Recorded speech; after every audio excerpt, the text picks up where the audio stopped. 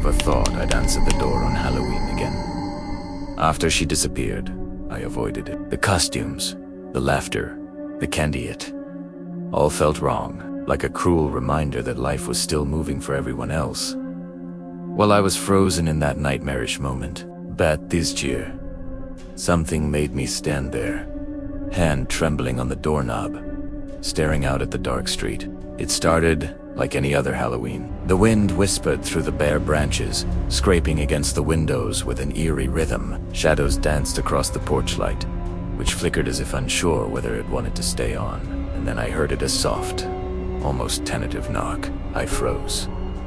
It wasn't unusual for kids to knock, but there was something about that pause, that quiet hesitation, that felt wrong. My stomach knotted as I forced myself to look through the peephole. She was there, my little girl. At least, it looked like her, dressed in a faded princess costume, hair slightly tangled, and those wide, innocent eyes staring up at me. "Trick or treat," she whispered, her voice small and soft. I swallowed hard. My heart was hammering so loud I was sure she could hear it. For a long moment, he just stared, unable to speak. I'd held onto her memory for years. Pictures and toys tucked away, moments frozen in time. And now, here she was, standing at my doorstep. I opened the door. "Hey, sweetie," I said, voice cracking. "Come on in." But as she stepped closer, I noticed the marks. Dark, almost bruise-like lines etched along her arms, curling like veins. Her smile. It wasn't right. It was too wide, too deliberate, twisting her face into something I didn't recognize. Her eyes, they gleamed, but not with innocence. Something colder. I wanted to ask where she had been. I wanted to hold her, but the words got stuck in my throat. Instead, she tilted her head and repeated, "Trick or treat." I froze again, realization creeping up my spine. The first knock had been gentle, almost shy, but this was deliberate, calculated, and something in her expression made my stomach turn. She wasn't just here for candy. I fumbled for the candy bowl on the counter, trying to mask my fear with a shaky laugh. "Here, take some." I held it out, trying to meet her gaze, but she didn't move immediately. She just stared, the dim porch light reflecting off her face, highlighting the strange, almost otherworldly marks along her cheeks and neck. Finally, she took the candy, but her fingers lingered on mine longer than they should have. Too cold, too rigid. And then she whispered, right into my ear, "Thank you for letting me in."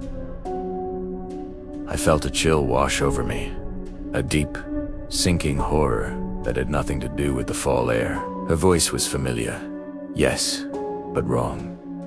Hollow, somehow, like the sound of something pretending to be my daughter, mimicking her perfectly, but missing the warmth. And then I noticed the shadows.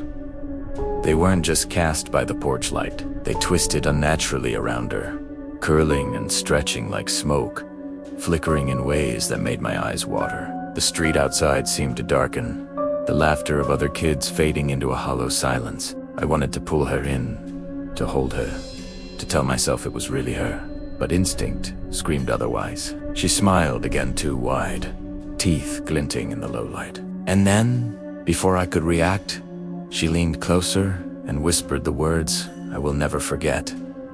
"The treat isn't candy." I stumbled back. She giggled, that soft, chilling sound that I had once loved but now made my blood run cold. And then she was gone.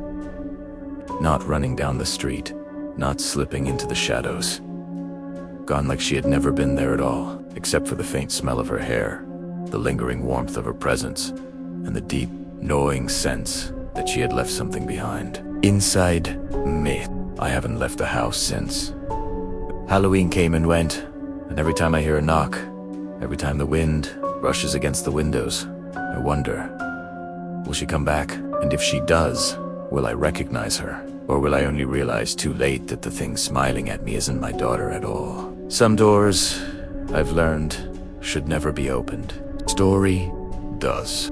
I first noticed it on a quiet Tuesday night, sitting alone in my apartment, scrolling through local security footage for a story I was working on. I wasn't really looking for anything, just trying to pass the time. And then I froze. There I was, or at least, someone who looked exactly like me. I wasn't in the street outside. I hadn't left my apartment. But there I was, walking past a convenience store on Main Street, glancing at the window as if I were actually there. At first, I thought it was a trick of the angle, some coincidence in the grainy footage. But the more I watched, the more impossible it became. It wasn't just the store. A few days later, I was checking the feed from the park downtown, and there I was again, sitting on a bench, watching a stray dog dig through trash. I hadn't been there.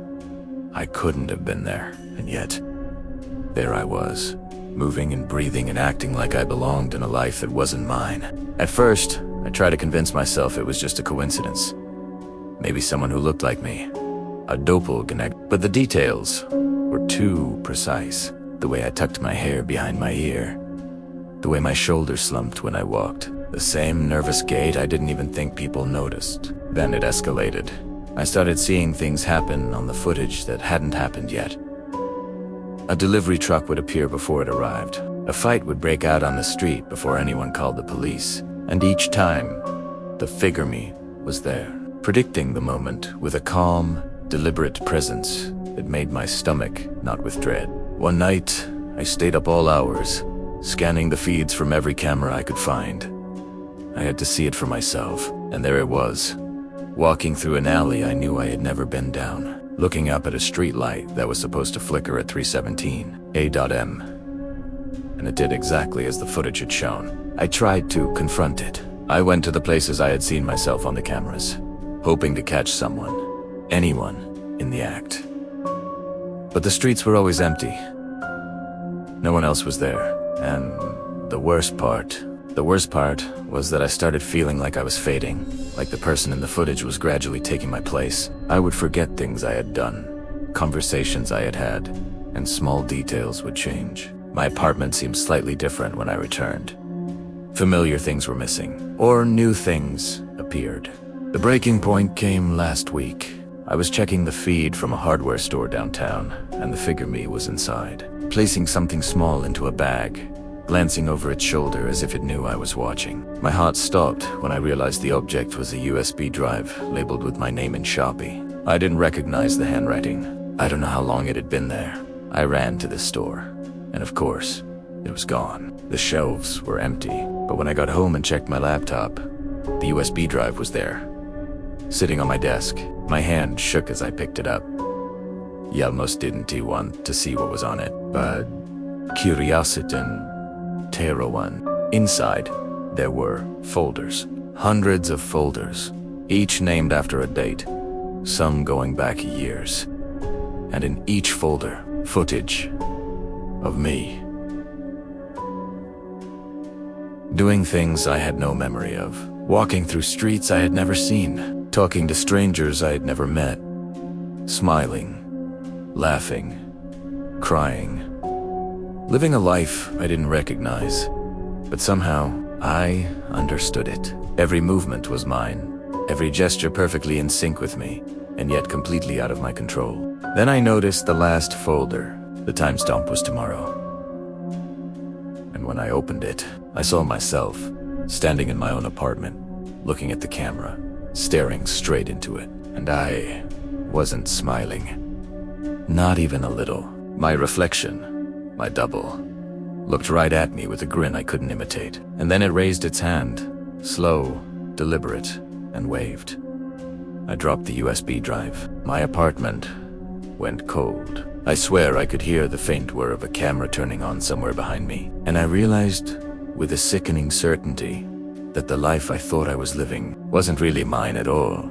Every step I had taken, every choice I thought I had made, was just a shadow of the person or thing captured on those cameras. And tomorrow, according to the footage, it would step out from the screen and into my world. I don't know how much longer I can hold on to this life, or if I even want to, because I am not the man in the camera.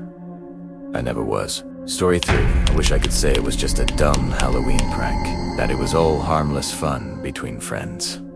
But the truth The truth is far worse than I ever imagined. It started a year ago with a challenge. 13 tricks.